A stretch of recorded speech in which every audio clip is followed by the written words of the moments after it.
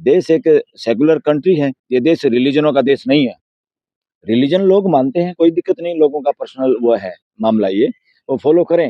मगर इसमें तो एक पक्ष है देश की बहन-बेटी की इज़्ज़त और दूसरी तरफ उस इज़्ज़त को भंग करने वाला एक आदमी। वो आदमी कौन है? वो सीएम हो, पीएम हो, इससे क्या मतलब है? सड़क पे कोई हो, उसको तो तुम झूठा केस बना देते हो, किसी को। अगर चाहें तो कोई मंत्री-संतरी चाहे, कोई पुलिस अधिकारी चाहे और जहाँ पे सरेआम मीडिया के सामने किया है, उसको शर्म आ रही है क्या? ये माफ़ी माँगने में? कि फंक्शन में वो आई है, उस फंक्शन में अगर आपका कोई रूल वायलेशन हुआ तो बताओ? अगर आपके उस रूल में लिखा हो कि पर्दा या नकाब पहन के या हिजाब पहन के कोई लड़की आएगी तो हम उसको अपॉइंटमेंट लेटर नहीं देंगे, तो आपको ऐसा मना करके दिखाओ कौन-सा कानून है? क्योंकि इस तरह नॉर्मली इस तरह की भीड़ में कभी एक्सपोज़र ना रहा हो उसका, इतने लोगों के सामने जाने का और उसको अच्छा भी नहीं लगा हो, तो इसलिए उसने हिजाब पहन लिया हो। इसमें तो सारी की सारी यहाँ पर्दा प्रथा बीच में नहीं आती। पर्दा प्रथा को तो कोई पसंद नहीं करता और पर्दा प्रथा को नई पीढ़ी पसंद भी नहीं करती। ये तो उस वक़्त का मोमेंटरी एक पर्सनल वो मामला था कि उसने हिजाब पहना हुआ था। उसको अगर ये कहता, खुद सीएम भी, कोई रूल होता तो उसको जाने नहीं देना चाहिए था ऊपर तक। कर तो दी और उसके पीछे लोग पड़े होंगे, उसके समाज के भी लोग पड़े होंगे। अच्छा बयान नहीं था। संजय निषाद की बहन-बेटी अगर है परिवार में, उसको अगर लगे उनकी अपनी औरत का, अपनी बहन-बेटी का, परिवार की किसी भी उसका कोई आदमी उसका पल्लू दुपट्टा हटाए जब वो नहीं चाहती हो, तो क्या कहोगे आप? उसको पर्दा प्रथा के बहाने से किसी भी लड़की को ऐसे छेड़ा जा सकता है? सारी इसमें सरकार का रोल है कोई? क्या कोई मंशा है इसके पीछे? और क्या मंशा है? मंशा है, ये सारी की सारी मंशा है। ये संविधान का वो करके ये वर्णवादी हुँ, राज स्थापित करना चाहते हैं और उसी का उदाहरण है कि एक कथावाचक को, एक इस तरह के सो कॉल्ड रिलीजियस आदमी को वो दिलाया गया पुलिस का protocol guard of honour parade में सलामी दिलवाई गई। ये नॉनसेंस है।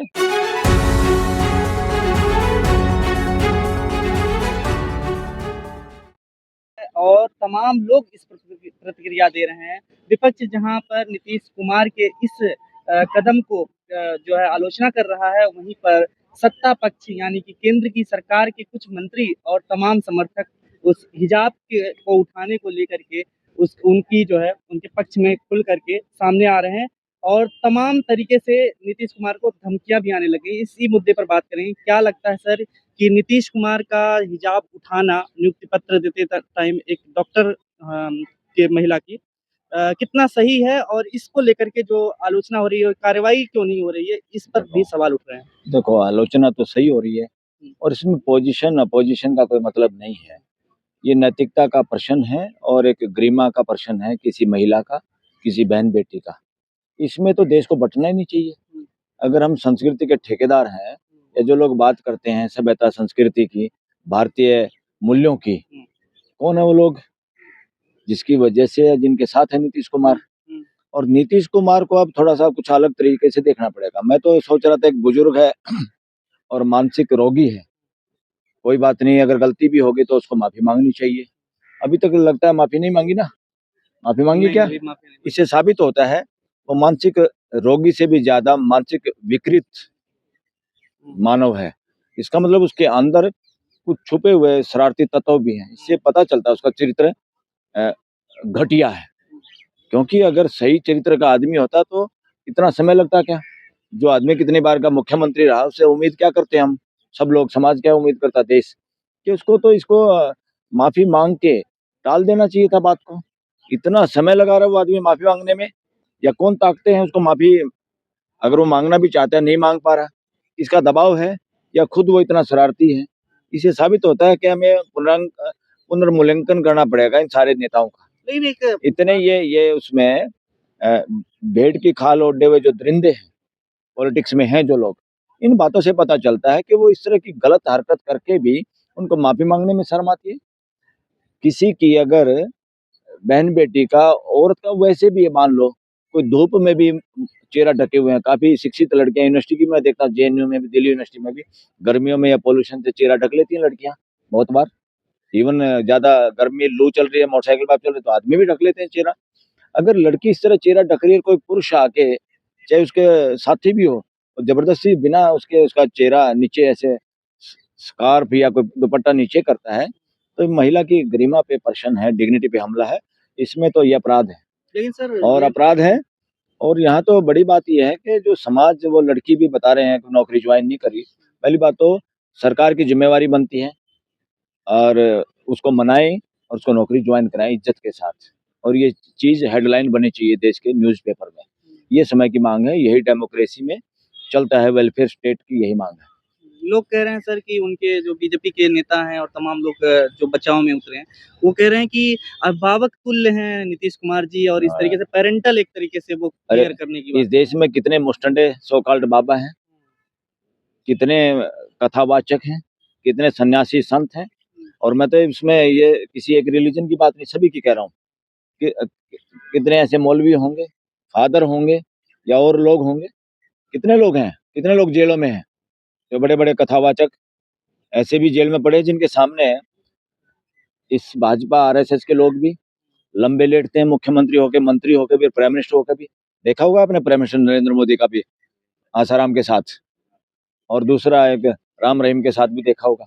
शिक्षा मंत्री रामविलास शर्मा, हमारा हरियाणा का शिक्षा मंत्री, वो लंबा लेट गया तो उसको स्टेज पे भी नहीं चढ़ने दिया, चरण भी नहीं छूने दिया, और नीचे स्टेज पे धरती में ही अपना माथा रगड़ रहा था, नाक रगड़ रहा था।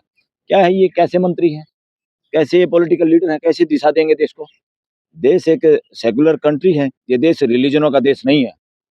रिलीजन लोग मानते हैं, कोई दिक्कत नहीं, लोगों का पर्सनल वो है मामला, ये वो फॉलो करें, मगर देश रिलीजन संविधान के अंदर दखल नहीं दे सकते।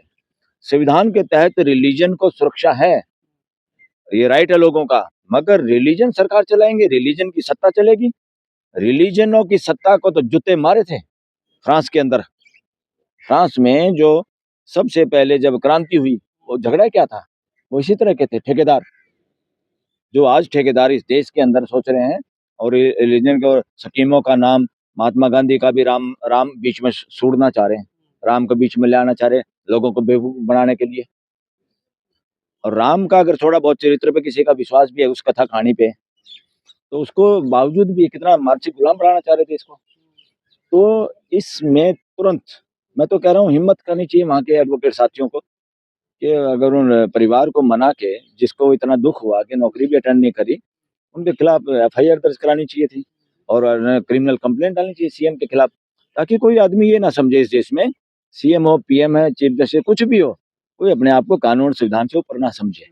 तो ये होना चाहिए। माफी को लेकर और मुझे समझ में नहीं आ रही उसने माफी क्यों नहीं मांगी, क्योंकि इर्द गिर्द सारे इस तरह के मुस्टंडे लोग होंगे जो इसमें समर्थन करे। इसमें समर्थन की क्या बात है भाई, ये कोई महायुद्ध हो रहा है, दो पक्ष हैं इसमें। इसमें तो एक पक्ष है देश की बहन बेटी की इज्जत, और दूसरी तरफ उस इज्जत को भंग करने वाला एक आदमी। वो आदमी कौन है, वो सीएम हो, पीएम हो, इससे क्या मतलब है? सड़क पे कोई हो, उसको तो तुम झूठा केस बना देते हो किसी को। अगर चाहे तो कोई मंत्री संतरी चाहे, कोई पुलिस अधिकारी चाहे, और जहाँ पे सरेआम मीडिया के सामने किया है, उसको शर्म आ रही है क्या ये माफी मांगने में? माफी मांगने में शर्म आने का मतलब है कि देश में अभी भी तानाशाही राजशाही की मानसिकता है, इन लोगों के अंदर डेमोक्रेसी की मानसिकता भी नहीं है। कोर्ट में शिकायत दर्ज कराई है, सुनवाई है 18 जनवरी को। क्या लगता है कोर्ट से भी कुछ कार्रवाई हो सकती है इस पे? अगर दमदार जज होगा, संविधान के प्रति समर्पित और लॉ के प्रति समर्पित जज होगा, तो कार्रवाई होगी, होनी ही चाहिए। किस सेक्शन, किस तहत, किसके तहत? इतने सेक्शन की गहराई में तो मत जाओ। ये है डिग्निटी पे हमला, मोडेस्टी ऑफ वुमेन पे हमला है, और उसमें क्राइम है ये।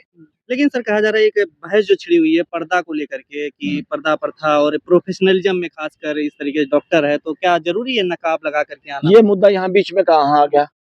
वो जहाँ पे नौकरी करेगी वहां पे कैसे पर्दा करेगी? वो देगी दवाई लोगों को, उसने पढ़ते वक्त कौन सा नकाब लगा के रखा होगा? जो नौकरी के नियम उसको फॉलो करेगी। अगर नौकरी के नियमों को वायलेट करेगी तो नौकरी उसकी चली जाएगी। उसमें कौन सी रॉकेट साइंस है? यहाँ तो एक फंक्शन में वो आई है, उस फंक्शन में अगर आपका कोई रूल वायलेशन हुआ तो बताओ। अगर आपके उस रूल में लिखा हो कि पर्दा या नकाब पहन के या हिजाब पहन के कोई लड़की आएगी तो हम उसको अपॉइंटमेंट लेटर नहीं देंगे, तो आपको ऐसा मना करके दिखाओ कौन सा कानून है।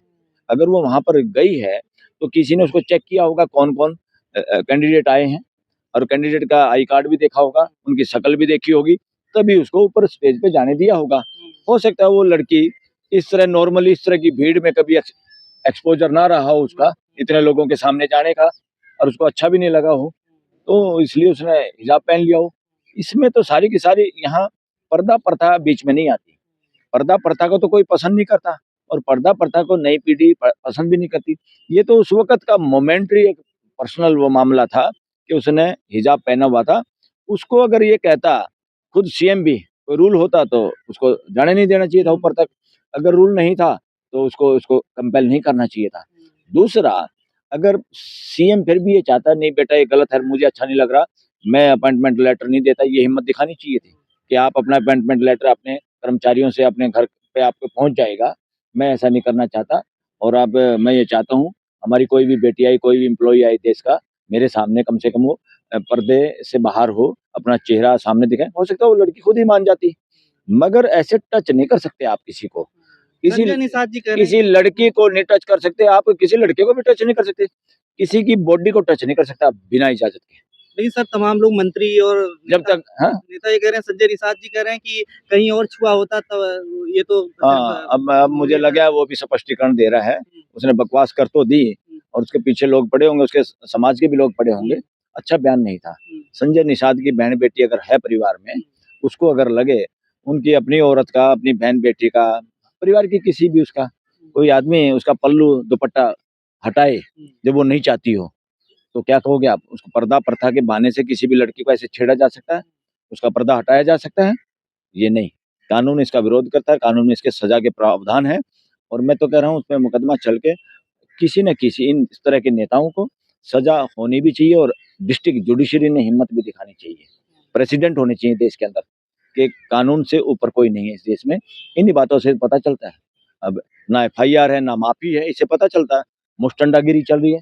इसका मतलब इन लोगों का डेमोक्रेसी में विश्वास नहीं है। इससे समझ में आता है कि लॉ सबके लिए समान नहीं है, और लॉ को लागू करने वाली जो एजेंसियाँ हैं, वो इनके नीचे हैं।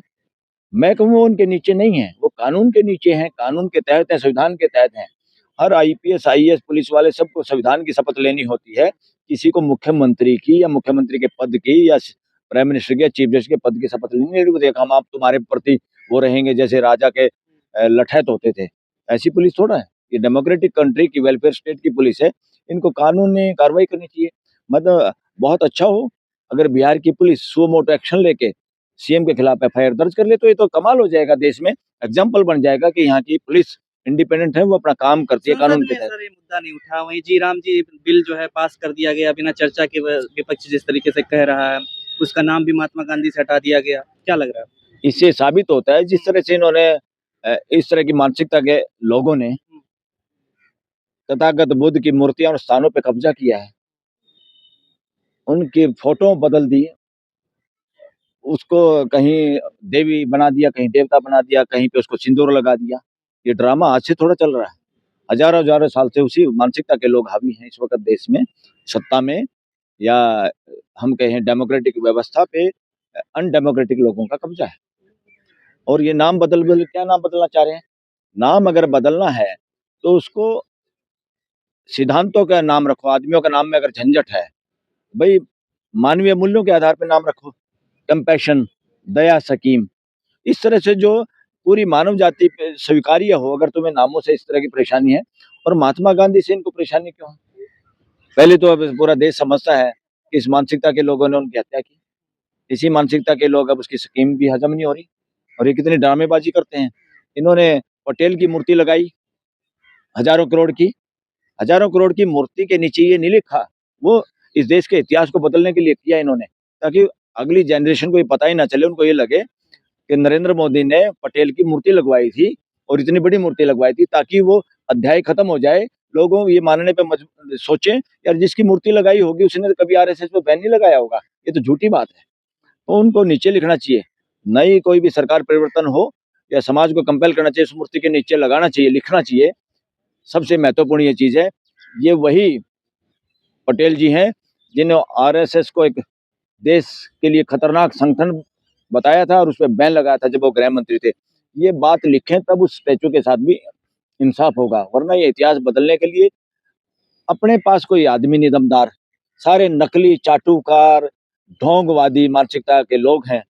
इतिहास इनका सब उसमें नहीं। देश की आजादी में नहीं, बल्कि देश को गुलाम बनाने के लिए था।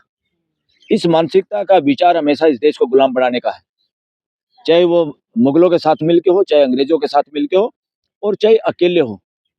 मुगलों ने भी जब इन पे कर लगाया सभी हिंदुओं पे, इन्होंने खुद कहा इस मानसिकता ने कि हम हिंदू नहीं हैं, हम तो बाहर के लोग हैं। तो यहाँ मेरा मकसद किसी जाति से नहीं, मेरा मकसद वर्णों से है। ब्राह्मण, क्षत्रिय, वैश्य, शूद्र, ये चारों शब्द अछूत घोषित कर देने चाहिए इस देश में, कानून बना के इन पे रोकथाम लगनी चाहिए, इसका यूज ना कर पाए कोई भी। जब तक ये चलते रहेंगे, देश में जातिगत भेदभाव, और कोई बड़ा है, कोई जन्मजात बड़ा है, कोई छोटा है, कोई अछूत है, इस तरह की कहानी इस देश को कैंसर की तरह जकड़े रहेगी। और ये देश खतरनाक स्थिति में, जैसे बंटवारे होकर कितना छोटा हो गया, और आज भी जो माहौल चल रहा है ये भी बंटवारे की ओर ले जा रहा है इस देश को। इसलिए देश के लोगों को समझना चाहिए, जाति रिलीजन के बेहूदी दीवारों से बाहर आके मानवता के आधार पे इकट्ठे होना चाहिए। तभी तो बात तो करते हैं बड़ी बड़ी, क्या वसुदेव कुटुंबकम, और घर ने जीने नहीं दे रहे, घर के अंदर रोज फूट डालने की बात कर रहे हैं। तो ऐसे लोग वसुदेव कुटुंबकम वाले लोग नहीं है ये मानसिकता। हिजाब वाला मुद्दा जो है पाकिस्तान और तमाम विदेशों में चर्चा हो रही है, इसकी आलोचना हो रही है। देखो, वहीं पर संसद में सत्र चलते हुए प्रधानमंत्री नरेंद्र मोदी का कोई बयान नहीं, इस पे कोई टिप्पणी नहीं। हिम्मत है क्या नरेंद्र मोदी की? हिम्मत है ऐसे बयान देने की? नीतीश कुमार के खिलाफ नहीं दे सकते? अरे वो देगा तो उसकी वोट कट जाएगी, जो मूर्ख बना रहा देश को, हिंदुओं का ठेकेदार बन रहा। मैं कहूंगा ना वो हिंदू है ना हिंदुओं का ठेकेदार है। हिंदू कोई रिलीजन ही नहीं। सुप्रीम कोर्ट ने कहा था हिंदू तो एक जीने का तरीका है, इसलिए कोई ग्रंथ हिंदू ग्रंथ नहीं है। उन ग्रंथों को कुछ और कह सकते हो आप, ब्राह्मण ग्रंथ कह सकते हो, क्योंकि ज्यादातर ब्राह्मणों ने लिखे है अपने नाम के नाम से साथ जो ब्राह्मण। हिंदुओं का कोई ग्रंथ नहीं है। हिंदुओं की जीवन शैली है, जहां उनको अच्छी बात लगी कहीं भी किताब से, चाहे वो किसी से लगे, चाहे वो गुरु ग्रंथ साहब से लगे, या त्रिपिटक से लगे, या कोई गीता से लगे, या कोई रामायण से लगे, या बाइबल से लगे। आदमी स्वतंत्र है, किताबें इंसानों के लिए हैं, इंसान किताबों के लिए नहीं है। सभी जगह से जहाँ अच्छाई हमें अच्छी लगती है उसको हम स्वीकार कर सकते हैं और जी सकते हैं। यही हिंदू का मतलब है। हिंदू का मतलब ब्राह्मणिज्म नहीं है, ब्राह्मणी ग्रंथ हिंदू ग्रंथ नहीं है। और नरेंद्र मोदी इस बातों पे नहीं बोल सकता। नरेंद्र मोदी की तो हिम्मत ही नहीं, मीडिया का सामने तो 5% का जवाब नहीं दे सकता। पानी पी के भागा था वो आदमी पत्रकारों के सामने, और देश उसको पता नहीं क्या समझ रहा, क्या कल्याण करेगा भाई आपके देश का। जो आदमी मीडिया का सामना नहीं कर सकता, देश की तरफ बेवकूफी और नपुंसकता की ओर बढ़ रहा है, मानसिक गुलामी की ओर बढ़ रहा है। और कौन बढ़ा रहा है इसको? अभी अभी एक घटना हुई, मैं देख रहा था, कितनी शर्मनाक घटना है। ये देश पुलिस स्टेट नहीं है, ये देश डेमोक्रेटिक और वेलफेयर स्टेट है, रिपब्लिक है। रिपब्लिक का क्या मतलब होता है? जहाँ सारी पावर जनता के पास होती है। यूपी में क्या हुआ, एक कथावाचक को पुलिस की का सैल्यूट और गार्ड ऑफ ऑनर दिया गया। बताइए, मैं कह रहा हूँ उस एसपी को सस्पेंड करके गिरफ्तार करना चाहिए, या उसको किसके कहने पे किया, उसको नाम बताना चाहिए किसके कहने पे मैंने ये किया। ये बदमाशी है इस देश के अंदर, कि जहां पर असंवैधानिक कितने मुस्टंडे बाबा इस देश में जेल में हैं, कितने व्यभिचारी दुराचारी जेल में हैं, और इस तरह के कथावाचक, कोई एक कथा कहानी करने वाले को आप गार्ड ऑफ ऑनर देंगे तो कथा करने वाले कितने लोग हैं यहाँ पर? तो ये गैर कानूनी काम हुआ है, पुलिस के कानून का वायलेशन है। जितने उसमें शामिल हुए थे उनको सस्पेंड करना चाहिए इमीडिएटली। और इनको जानबूझ के बंधक बनाया गया, पुलिस के सिपाहियों को आदेश देके उनको डराया गया, और उनके हो सकता है वो मेजोरिटी ऑफ लोग वो तैयार भी ना हो, उनसे सलामी दिलवाई गई इस देश के अंदर एक कथावाचक को। और जिसकी कथा, जरूरी है पूरा देश उसकी कथा सुनता है या उसकी कथा में विश्वास करता है, या वही ज्ञानी आदमी है? और ऐसे ज्ञानी आदमियों को इस देश में गार्ड ऑफ ऑनर, हमारे देश की पुलिस को नपुंसक बनाने की कोशिश है। किसी राजा की पुलिस समझ रहे हैं इसको, भाई ऑर्डर दे दिया इसको गार्ड ऑफ ऑनर दो। मैं कह रहा हूँ वहां मुझे एक भी सिपाही नजर नहीं आया जो ये कहता मैं नहीं दूंगा। वो अगर कहता तो पूरे देश का आत्मसम्मान जागता है ऐसा कहने से, उसमें कार्रवाई होनी चाहिए। गलत है ये। सरकार और दूसरा इसी देश में ये एमएलए एमपी तो प्रोटोकॉल का जुगाड़ करके अपना ठाट बाट कर रहे हैं, और असली रिपब्लिक के अंदर सबसे नीचे जो हैं पंचायती राज संस्थाओं के सरपंच, पंच, जिला पार्षद और मेयर, नगर पार्षद, इनको आज तक प्रोटोकॉल नहीं दिया जा रहा, जिनका सीधा संबंध नीचे के कर्मचारियों से है। वहां प्रोटोकॉल दे के नहीं, ये एमएलए एमपी सारे प्रोटोकॉल को खा रहे हैं मुस्टंडों की तरह से। इनको अकल हो तो स्टेट को भी ये देश फेडरेशन नहीं है, ये यूनियन ऑफ स्टेट है और ये रिपब्लिक है। यहाँ जनप्रतिनिधि जो सबसे नीचे हैं, उनको सबसे पहले प्रोटोकॉल मिलना चाहिए, जो कि इस देश में अभी चालू भी नहीं हुआ। या इस तरह के कथावाचक या ढोंगवादी लोगों को, ढोंगियों को अगर ये वो देंगे, ये देश के साथ अन्याय है, गद्दारी है। इसमें सरकार का रोल है कोई, क्या कोई मंशा है इसके पीछे? और क्या मंशा है? मंशा है, ये सारी की सारी मंशा है। ये संविधान का वो करके ये वर्णवादी राज स्थापित करना चाहते हैं। और उसी का उदाहरण है कि एक कथावाचक को, एक इस तरह के सो कॉल्ड रिलीजियस आदमी को वो दिलाया गया, पुलिस का protocol, guard of honour, parade में सलामी दिलवाई गई। ये नॉनसेंस है, ये बहुत बड़ा षड्यंत्र है देश के साथ। ठीक, बहुत बहुत